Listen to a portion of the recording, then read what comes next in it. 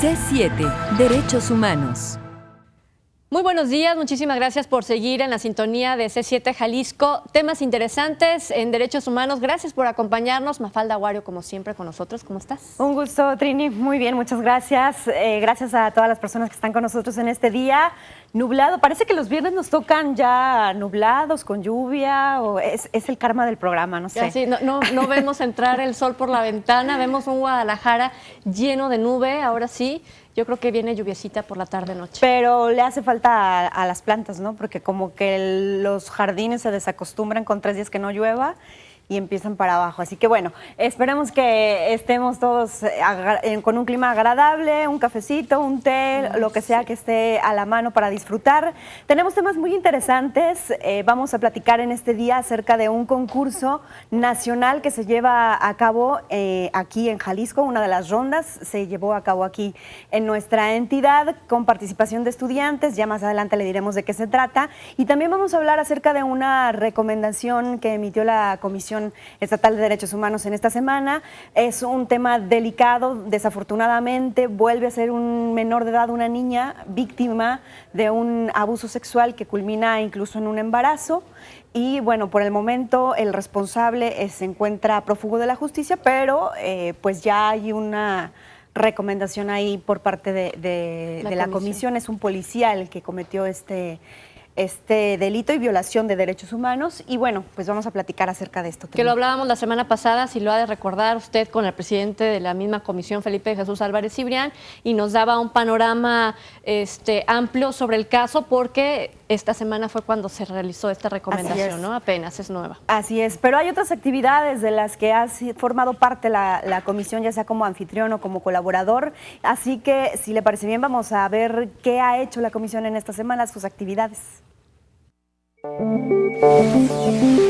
Con el objetivo de abrir un espacio de diálogo y argumentación, se inauguró el pasado lunes la tercera eliminatoria regional de la primera competencia nacional de debate sobre derechos humanos.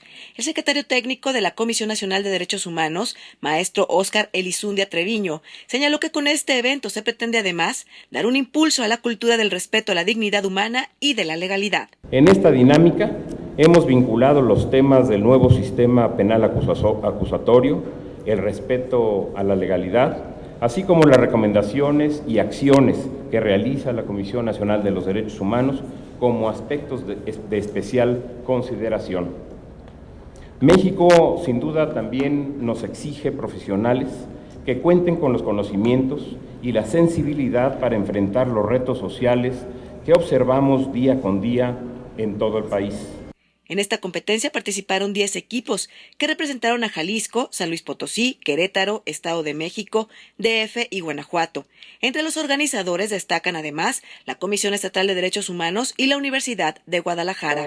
También el pasado lunes quedó formalmente constituida la Fundación Protegerte es mi compromiso, proyecto que impulsa el Consejo Ciudadano de la Comisión Estatal de Derechos Humanos, cuyo objetivo es desarrollar y promover estrategias de prevención, identificación, atención, seguimiento y erradicación del abuso sexual infantil. Su presidenta, la consejera Norma Edith Martínez Guzmán, indicó que México ocupa el primer lugar mundial en la emisión de pornografía infantil y que Jalisco encabeza en casos denunciados por abuso sexual. En la Fundación distinguimos la importancia de fortalecer la detección desde la familia y desde la escuela. En la Fundación creemos que una atención digna, profesional y comprometida es necesaria para restablecer la salud de víctimas y familiares, evitando los fenómenos de revictimización y de silencio. Es preciso generar en la ciudadanía confianza para denunciar, y eso solo será posible en la medida en que se realicen los cambios legislativos necesarios y se cerciore el compromiso del Poder Judicial para garantizar que los delitos se encuentren adecuadamente tipificados, con sanciones justas acordes a su gravedad, asegurando que la justicia sea expedita y los protocolos abonen a una atención digna. La Fundación Protegerte es mi compromiso, que efectivamente nace como una inquietud, como una iniciativa del Consejo Ciudadano de la Comisión Estatal de Derechos Humanos, en donde también hay una representación y un activismo plural, con distintas ideologías que enriquecen el debate, y la participación y cultura democrática desde el Consejo Ciudadano. En rueda de prensa, el ombudsman en el Estado, Felipe de Jesús Álvarez Cibrián, dio a conocer 4 recomendaciones dirigidas a diferentes autoridades municipales y estatales. 2 de ellas, la 23/14 y 24/14, por violación del derecho a la integridad y seguridad personal, a la libertad y a la legalidad y seguridad jurídica. La recomendación 25/14 fue dirigida al presidente municipal de Zacoalco por las revisiones que se realizan en la cárcel municipal a los familiares de los internos. El 13 de septiembre de 2013, una mujer se inconformó por la actuación de un oficial de policía y un comandante, ambos pertenecientes a la Dirección de Seguridad Ciudadana de Zacoalco de Torres. Manifestó que el 5 de ese mes acudió a visitar a su esposo en la cárcel de dicha población, pero que antes de ingresar la mujer policía le pidió que se desnudara y después la tocó con el argumento de que tenía que revisarla. Agregó que un comandante era muy grosero con los visitantes. Tras admitir la queja, la comisión dictó una medida cautelar al presidente municipal para que ordenara al personal de custodia evitar esta clase de revisiones. Sin embargo, estas acciones continuaron, según lo expresaron 6 mujeres que posteriormente acudieron a visitar a sus familiares internos en la cárcel. La recomendación 26/14 se dirigió al comisionado de Seguridad Pública del Estado, Alejandro Solorio, por el abuso sexual que sufrió una menor de 13 años por parte de un elemento de la entonces Policía Estatal. Ayer jueves, Felipe de Jesús Álvarez Cibrián, presidente de la Comisión Estatal de Derechos Humanos, participó en la segunda jornada internacional La Perspectiva de Género en la Impartición de Justicia, en donde dictó la conferencia La defensa de los derechos humanos de la mujer en el sistema no jurisdiccional. Los derechos humanos de la mujer, los derechos humanos en general, se rigen bajo muchos principios. Desde luego el de la universalidad, que no admite la discriminación, porque todas y todos somos iguales ante la ley y tenemos los mismos derechos, pero no tan solo eso, no tan solo en el papel. Tienen que esos derechos ser garantizados, ser respetados por el Estado. Pero hay otro principio muy importante, que es el de progresividad. Lo que en México y lo que en el mundo se obtenga y se alcance en materia de derechos humanos de la mujer no puede retroceder. Siempre se tiene que hablar de un avance. Agenda de la Comisión Estatal de Derechos Humanos, que durante toda la semana hemos visto el énfasis que se está dando para las políticas o construir políticas públicas con perspectiva de género. Lo hemos visto en muchas de las dependencias, derechos humanos, etcétera. Todo esto tiene que ver mucho con el derecho de las mujeres, empoderarlas, etcétera, ¿no? Todo efectivamente, esto. Trini, hablar acerca de los grupos vulnerables que ya hemos abordado aquí en distintas ocasiones, cuáles son y cuáles son las necesidades que hay para poder fomentar los derechos de cada uno y sobre todo para garantizar y protegerlos. También vimos, Trini, que fueron otras 3 recomendaciones las que se presentaron, no nada más de las que vamos a hablar el día de hoy, sino que además hay otra que fue dirigida por tortura, una por un abuso policial a un hombre que le dispararon en un glúteo. Y también hay una tercera recomendación que es por una revisión irregular en la cárcel de Zacoalco de Torres. Entonces, estas 4 recomendaciones se suman a las que se han emitido a lo largo del año, ya son 26 en total y bueno, todavía quedan algunos meses en los que la comisión estará dando a conocer las resoluciones a las que llega después de investigar cada una de las quejas que se presentan. Que ya hemos platicado que la parte de la seguridad se ha dejado de lado un poquito en materia de violaciones a los derechos humanos para darle cabida a violaciones en otros sectores. Sin embargo, de estas de las que tú hablas, que se sumaron esta semana, tienen que ver con el ejercicio en materia de seguridad de elementos de la Fiscalía del Estado de Jalisco. Exactamente. Pareciera que aún con todos los cursos que les está dando de capacitación en materia de derechos humanos, todavía hay elementos que se quedan rezagados con este mensaje. Y lo que también hay que precisar, porque no está de más, es que estas recomendaciones son por quejas que se presentaron en 2013, que si bien ya corresponden a esta administración, pues también nos puede dar un panorama sobre lo que ocurría quizá antes de las capacitaciones o antes de que se intensificara con estos programas que ha llevado a cabo la comisión en conjunto con las autoridades. No tampoco podemos cantar victoria porque, como lo ha dicho incluso el presidente, hay mucho trabajo por hacer, hay mucho por recorrer, y no porque se les brinde un curso, con eso ya es suficiente. Ellos tienen que seguir capacitándose. Exacto, es incluso una responsabilidad que ellos tienen como servidores públicos. Así es tiempo de hacer una breve pausa. Les recuerdo que tenemos un teléfono donde podemos intercambiar opiniones, 3030-5307, y volvemos.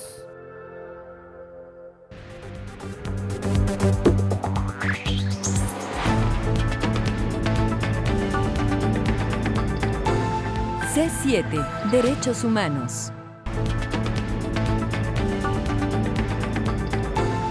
C7, Derechos Humanos. 3030-5307, el teléfono que ponemos a su disposición, y sin duda promover la práctica de los derechos humanos para el gobierno del Estado ha sido muy importante desde que comenzó esta administración. Sin duda, anteriormente es un tema muy moderno, es un tema que podríamos decir que nuestro desarrollo cultural es nuevo, es reciente, pero se está haciendo mucho a favor precisamente de este tema. Lo vimos y lo platicamos en las diferentes capacitaciones que están recibiendo muchas dependencias públicas, tratando no solamente de los derechos en general, sino, por ejemplo, la equidad de género, el tratar a los grupos vulnerables de una forma más digna, Mafalda. Y hay otra situación, Trini, que también resulta importante para la Comisión de Derechos Humanos y que es parte de la misma capacitación: entrar a los grupos de jóvenes, a los estudiantes, a permear en ellos esta cultura de los derechos humanos, aunque bueno, también nos pudiéramos llevar una sorpresa cuando nos damos cuenta que a lo mejor son ellos los que saben más en este momento o están más integrados con esta dinámica. Estaba con nosotros el doctor José de Jesús Becerra Ramírez, que es el coordinador del Instituto de Investigación y Capacitación en Derechos Humanos de la Comisión, a quien agradecemos esté con nosotros. ¿Cómo está, doctor? Buen día. Muy buen día, muchas gracias por su gentil invitación de nueva manera para estar aquí con ustedes y con el amable público que tiene a bien verlos y escucharnos por este importante medio. Gracias. Sobre esta capacitación, sobre estos programas para involucrar a los jóvenes, a los estudiantes, se hizo esta semana aquí en Jalisco un debate sobre derechos humanos que, tengo entendido, organiza la Comisión en conjunto con la Comisión Nacional de los Derechos Humanos. ¿Qué nos puede platicar? Sí, en verdad es un espacio muy importante de deliberación para una incorporación muy temprana a los derechos humanos desde la juventud, pero como ya lanzabas una premisa de inicio, pues como que se medio comprobó, porque efectivamente los debates que se realizaron aquí en Guadalajara pues fueron de un alto nivel, tanto el contenido y en la forma y en la pertenencia que asumieron estos jóvenes al momento que planteaban sus dilemas que previamente se les compartió sobre lo que iban a debatir. Este evento lo promovieron la Comisión Nacional de Derechos Humanos para asentarnos sobre esto, la NUYES, la Asociación Nacional de Universidades, la CONAGO también, la Conferencia de Gobernadores, la Universidad Autónoma de Coahuila, que fue de ahí donde inició esta idea en la Facultad de Jurisprudencia, y ahora la lanzaron a todo el país, una competencia donde hubo muchos inscritos, más de 40 equipos en 3 regiones, y un debate de esta naturaleza es la competencia más numerosa porque fueron varios jóvenes que se inscribieron, cada equipo podría ser hasta de 4 integrantes, son estudiantes de licenciatura que se les lanzó dos dilemas para que debatían y deliberaran, se enfrentaron un equipo hacia otro y era improvisado, tenían su tiempo, réplica, contrarréplica, dúplica, hasta que tuvieran 4 intervenciones y agotaran su tiempo cada uno. Los temas y los dilemas que se les planteó fue uno, ¿es válido limitar la libertad personal para el caso del arraigo? Ese fue uno, tema muy sensible, porque sin haber una sentencia, ya estás detenido, privado de tu libertad. Entonces, si era válido o no. Tal vez a un equipo le correspondía la habilidad de ellos, que era al azar, podría ser a favor o podía ser en contra. Entonces, ellos se tenían que plantear el dilema de que posiblemente iban a defender una postura a favor o en contra y no sabían. Incluso cuando se inscribían no tenían que poner de qué universidad venían, porque en el caso de Jalisco fue toda la región centro y occidente del país, y fue otra en Yucatán la semana previa y otra semana previamente a la de pues, Monterrey. Entonces, fueran 3 regiones del país. A nosotros nos tocó esta región de las 3. Entonces, a los chavos se les lanzó ese dilema sobre la libertad personal, en el caso del arraigo, pero también hubo otro tema.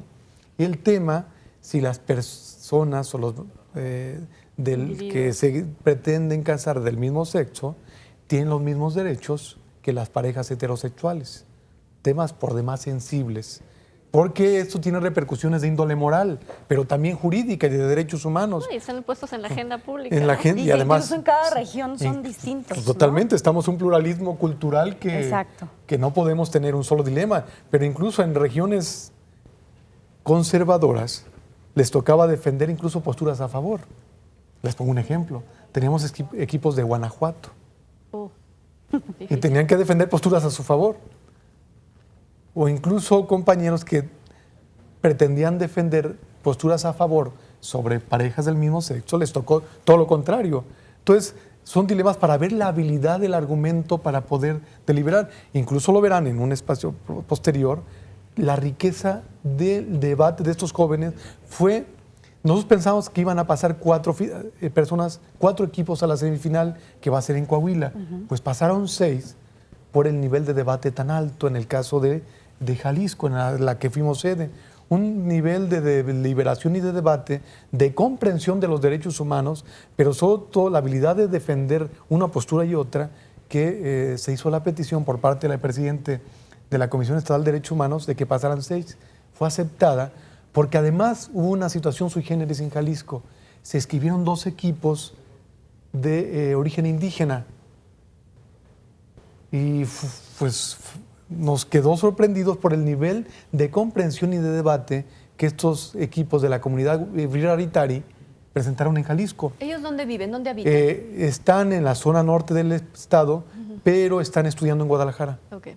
Se vienen de sus comunidades aquí a estudiar, pero luego regresan. Entonces, afortunadamente, llegaron a inscribirse un poquito tarde porque venían literalmente de la sierra, porque no habían visto la convocatoria. Cuando se enteran, se inscriben. Fue muy enriquecedor. ¿Los 2 pasaron? Uno de ellos. Uno de ellos pasó. ¿Y ¿Son estudiantes de Derecho? Son estudiantes de Derecho todos.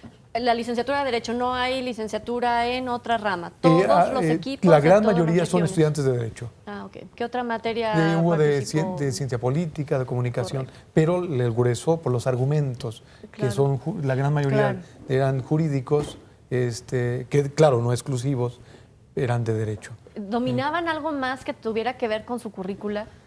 No, es que esto implica estudiar. Tenían que citar jurisprudencia internacional, jurisprudencia nacional, doctrina, filosofía. Es decir, para hacer un argumento, porque a veces la ley no te resuelve todo, para hacer un argumento a favor de uno o de otra postura, tenían que citar autores de reconocido prestigio, incluso internacional, con un peso increíble. Jurisprudencia de la Corte Internacional, es de la Corte Interamericana de Derechos Humanos, para ser específico, e incluso resoluciones del Tribunal Europeo de Derechos Humanos, o de otros tribunales de otros países. De ahí la riqueza.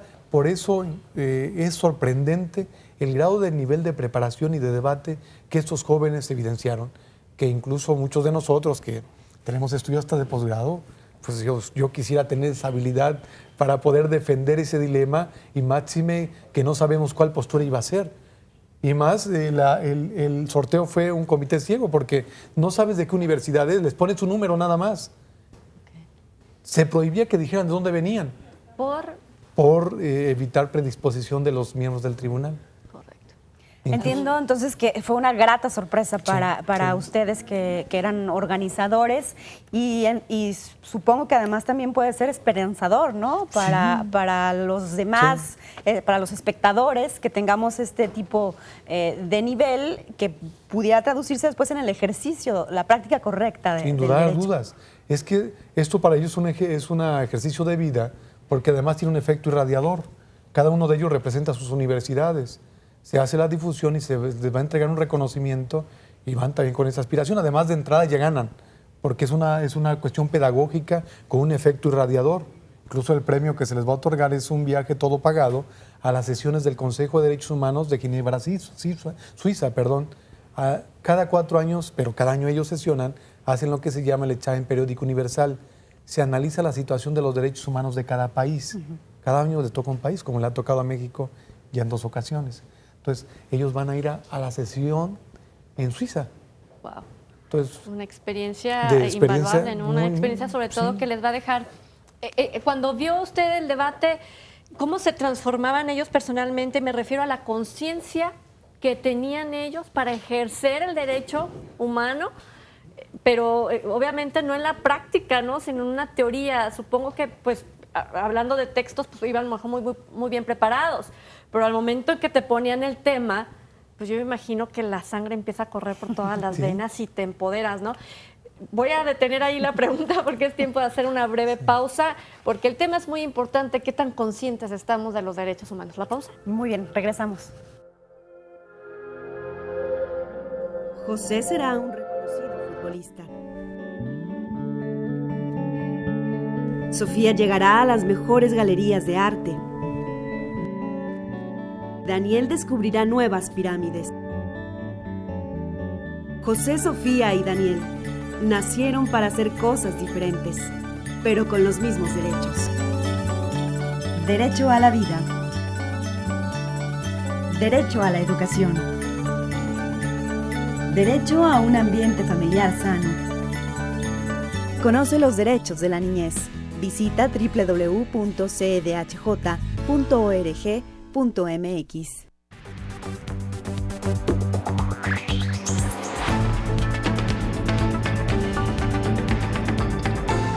C7, Derechos Humanos.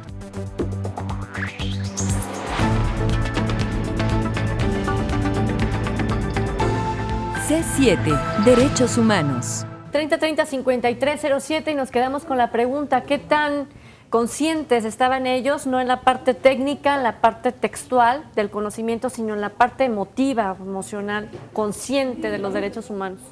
Realmente fue sorprendente con el sentido de ubicación en el tema y sobre todo sentirlo y vivirlo como si estuvieran defendiendo en la práctica esa verdadera postura. Incluso fue increíble porque la comunidad raritaria que participó con sus 2 equipos fue impecable también su defensa.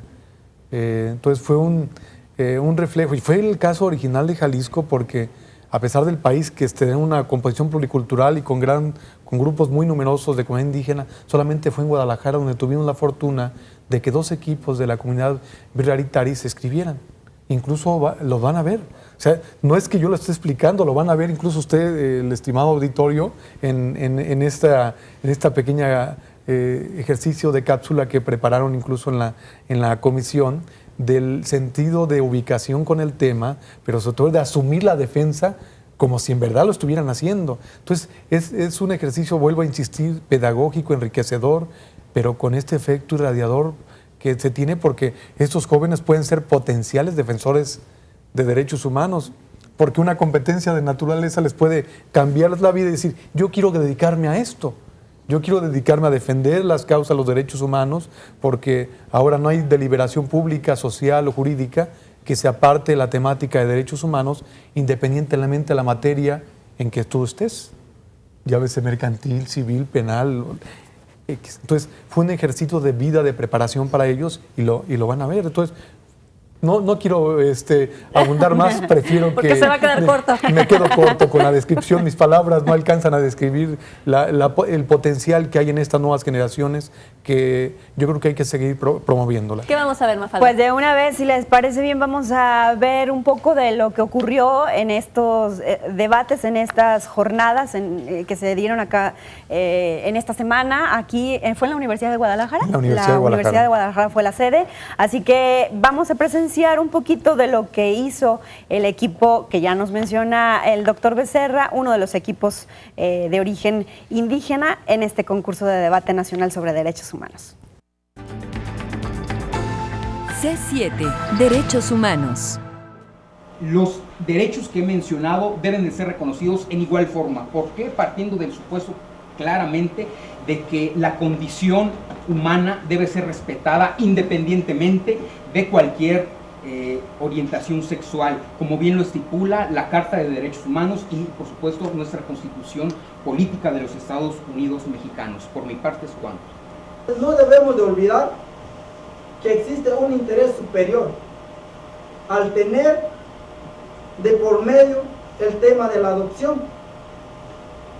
Esto quiere decir que nosotros no podemos dejar pasar de que el tema de la niñez también es un tema de interés de todos, no nada más de abogados, de juristas, de investigadores, sino que de todos. ¿Y qué es la familia? Es la base fundamental de una sociedad.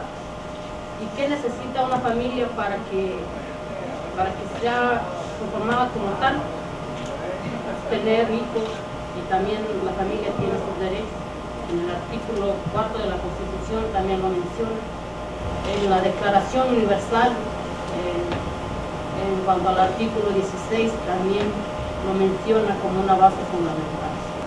Si nosotros analizamos a la comunidad homosexual o en su sentido amplio a la comunidad LGBTI, podríamos decir que entonces se requieren que se le reconozcan nuevos, mejores derechos también. Y en el caso particular de las parejas, estaríamos entonces pugnando porque se les reconozcan la misma cantidad y la misma condición de derechos que las parejas heterosexuales, puesto que esto les abriría un panorama mejor. C7, Derechos Humanos. ¿Con qué certeza manejan su postura ambos equipos? Sin duda vemos lo que hemos visto ahorita en pantalla, una mayor o mejor plantación, ¿no?, en cuanto al tema del equipo que no es indígena, yo lo puedo ver así, pero sin embargo el equipo Wixárika de estos personajes, pues también que te maneje el artículo y te diga cuál constitución, cuál en los derechos humanos internacionales. Quiere decir que traen el tema, pero... Sí, pero incluso lo más sorprendente, y por eso ahí se hizo la petición de incluir y ampliar la participación de ellos, porque muchos de ellos aprendieron el español ya grandes. Pero vean con qué soltura. Claro. Por eso es la virtud de su defensa.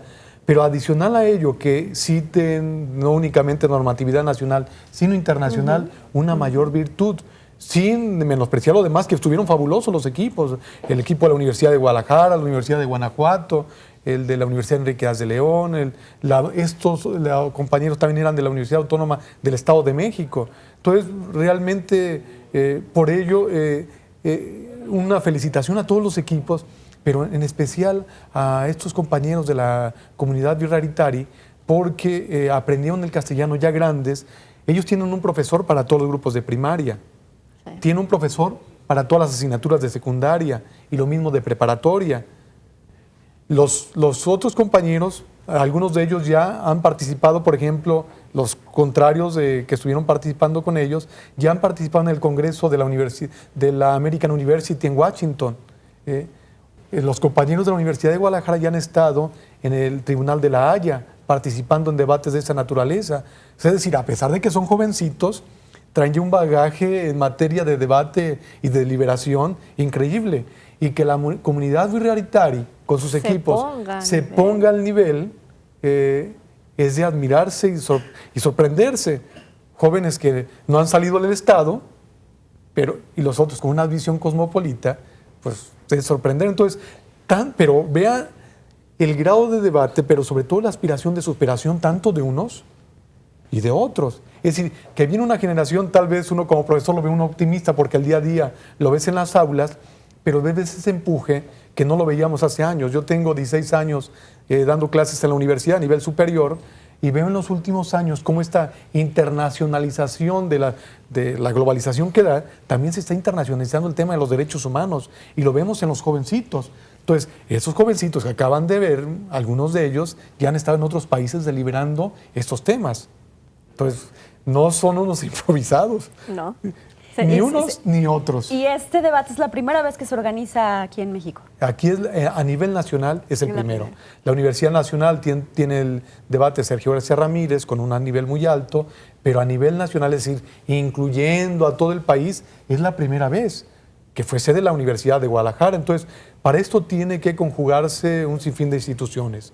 Solo no se hubiera podido. Entonces, por eso al inicio mencioné un sinfín de personas que están participando en esta organización. En Jalisco fue en particular la Universidad de Guadalajara, la Comisión de Derechos Humanos, que participaron además las otras instituciones del país precisamente para esto, para preparar el debate de los derechos humanos, que desde igual como la medicina, ¿no? Ya lo hemos hecho, lo hemos comentado en programas anteriores, la prevención es muy importante.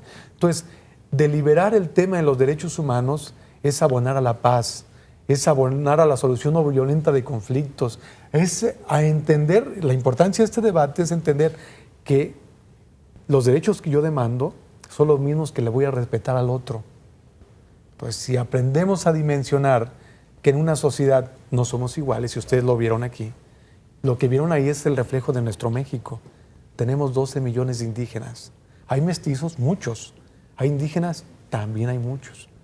Que tenemos diferentes regiones, vean los acentos, y se va a ver ahora en Coahuila que hay compañeros de la Universidad Marista de Yucatán hablando con su acento yucateco, o alumnos del norte también con su acento característico, o del occidente del país o del centro. Entonces, es reflejo de nuestro país. Pero ¿qué parte refleja también esto? Los derechos humanos.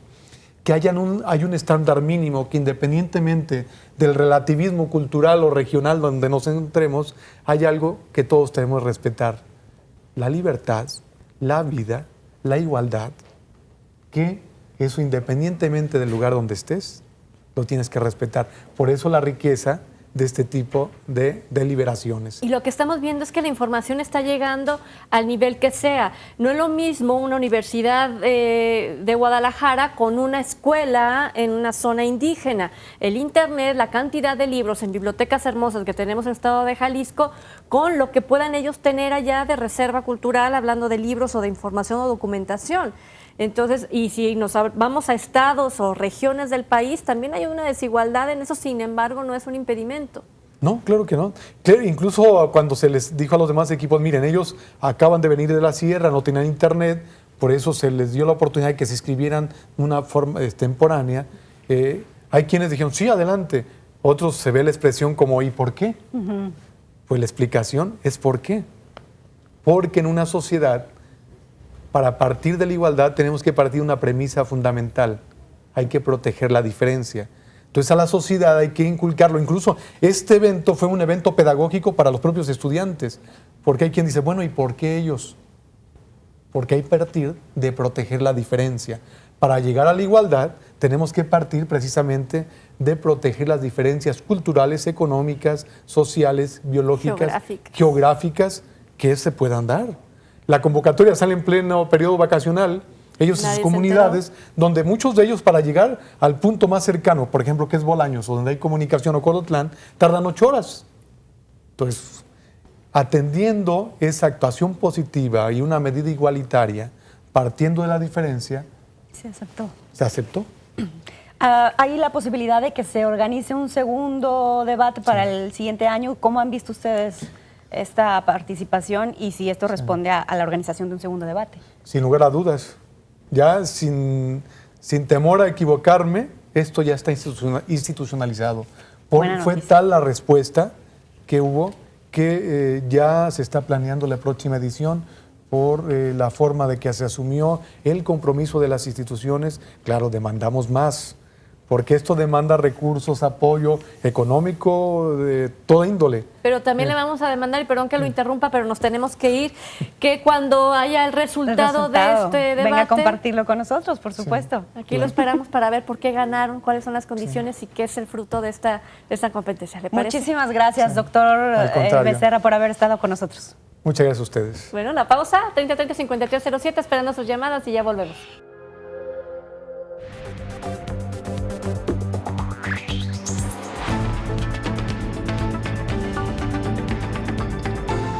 C7, Derechos Humanos.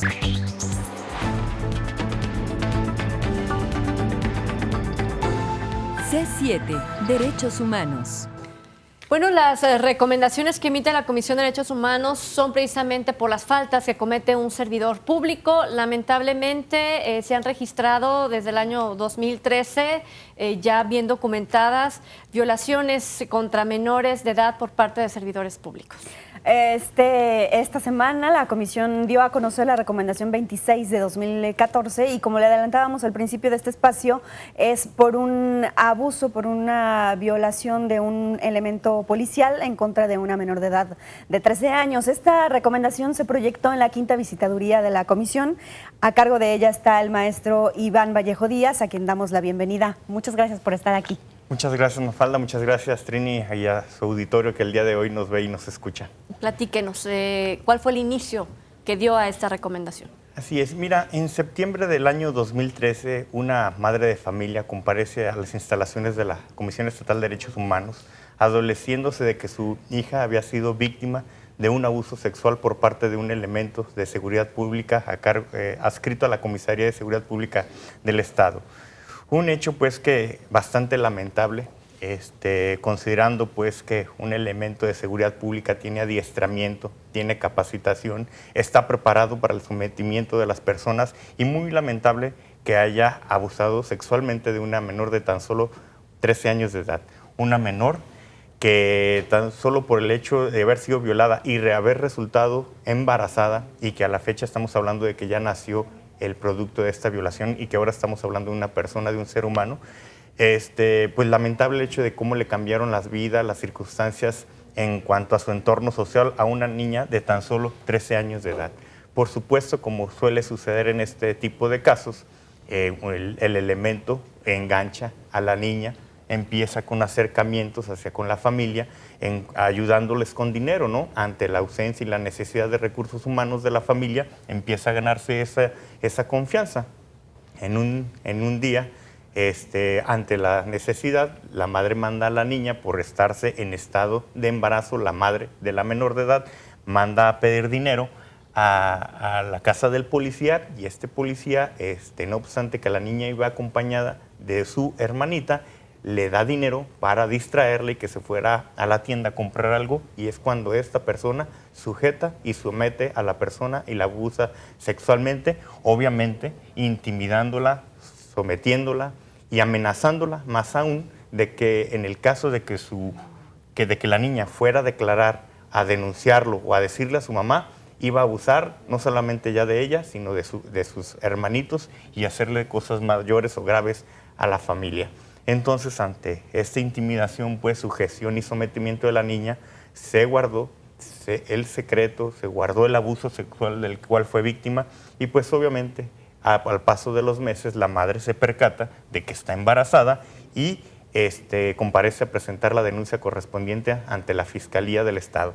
Aún, sin embargo, uno de estos hechos tan lamentables, el policía de seguridad pública va e intimida en variadas ocasiones a la casa de esta menor de edad, tratándola de dar medicamentos para que abortara, tratándola de intimidar para llevarla a un lugar donde le pudieran producir el aborto. Y ante estas circunstancias, la madre, una vez que presenta la denuncia y se entera este servidor público, lamentable servidor público, se da la huida, se da la fuga, por llamarle así.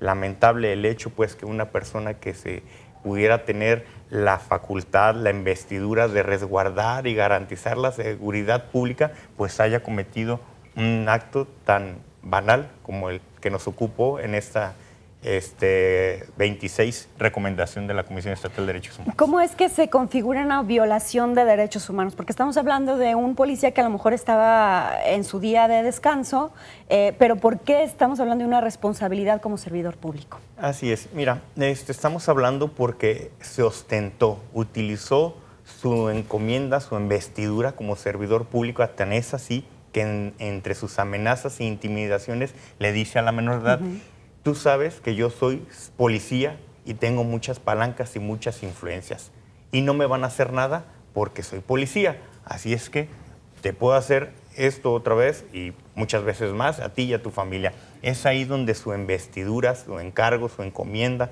como servidor público, como policía garante de la seguridad pública se engancha y se comete una violación al servicio público y en este caso diversas violaciones de derechos humanos en detrimento de esta menor de edad, como son violaciones a los derechos del niño, a su seguridad personal, a su libertad sexual, a su dignidad y otras tantas más violaciones a derechos humanos en detrimento de esta menor de edad. ¿Qué determina la comisión en esta recomendación? ¿Qué es lo que se recomienda a las autoridades para concluir con este caso? Por supuesto, la Comisión Estatal de Derechos Humanos está solicitando que se haga la inscripción de la resolución de la recomendación en el expediente personal de este servidor público como violador de derechos humanos.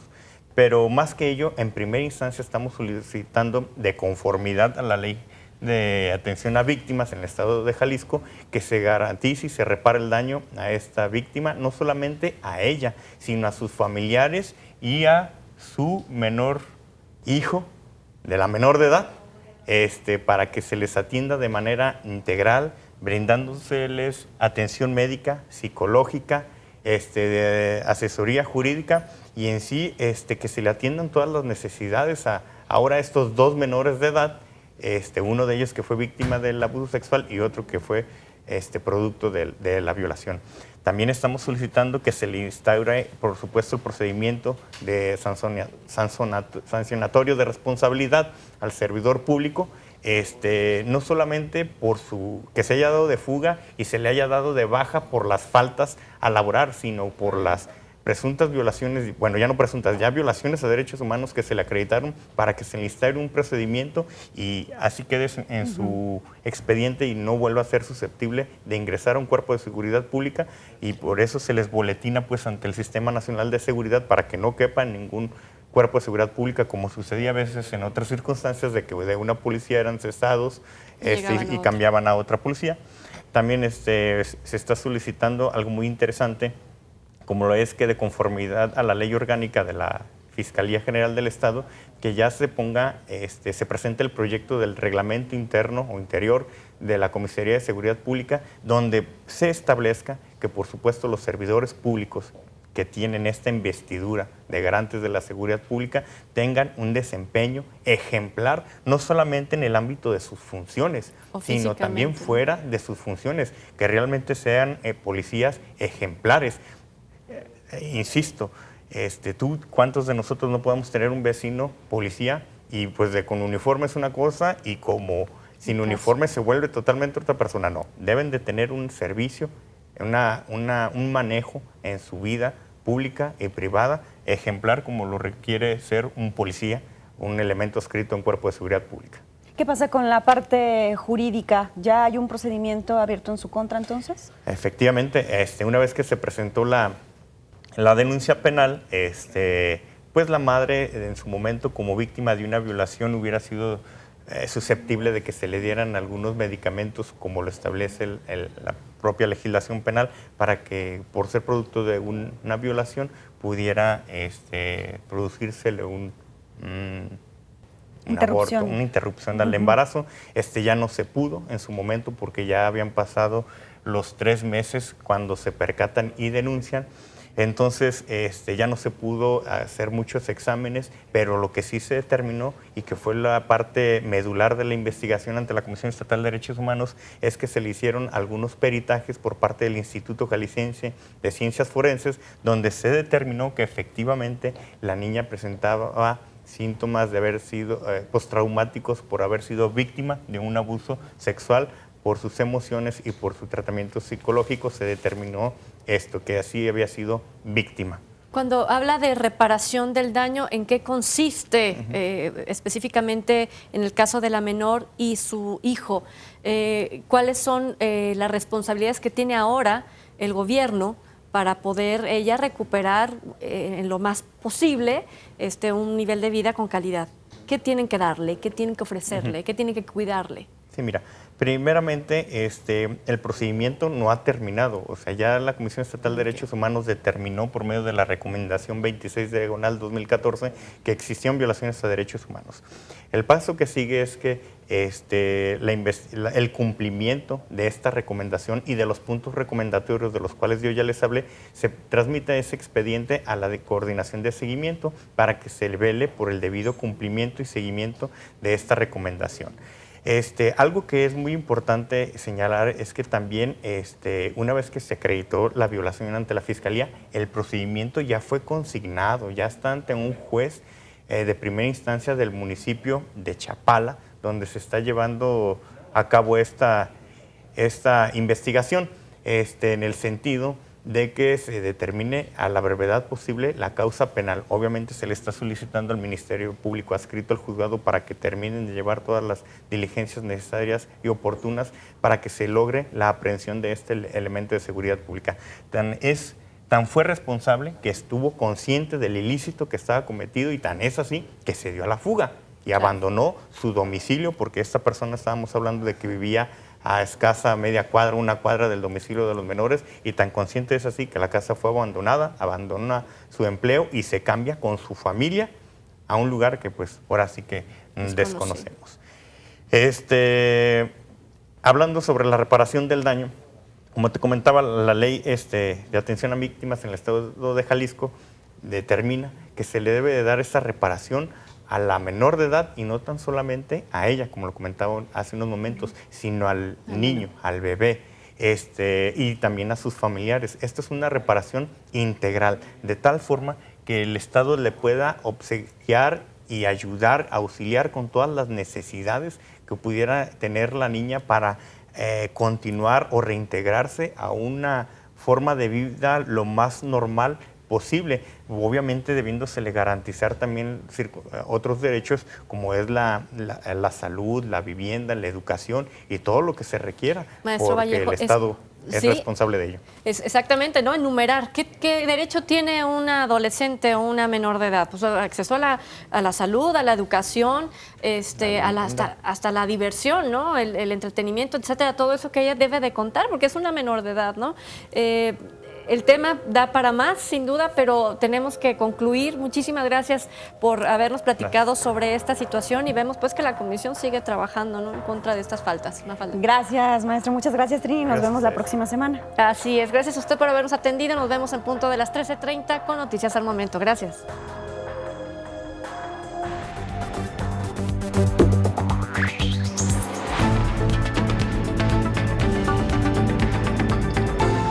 C7, Derechos Humanos.